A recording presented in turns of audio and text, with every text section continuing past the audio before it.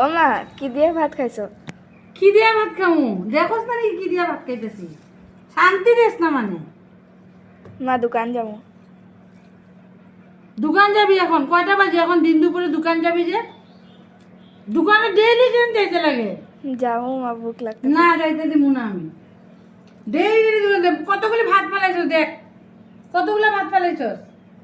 ডাঙ্গুটি ভাজা ফেলাইছস, ভাতগুলিও ফেলাইছস। পয়সা দিয়া কিনে আনে না তোর বাবা জিনিস, পয়সা দিয়ে কিনে আনে না। প্রত্যেকটা দিন ভাত ফেলায়। যাতে তো না, কেন গালি না না আমি যাইতে তো দিব না। কেন? ঘরে ভাত খাবি না, কেন ভাত খাবি না? চিপস খাইতে তোর তখন পেট ভরে যায় চিপস খাইয়া। একটা জিনিসে পেট ভরে?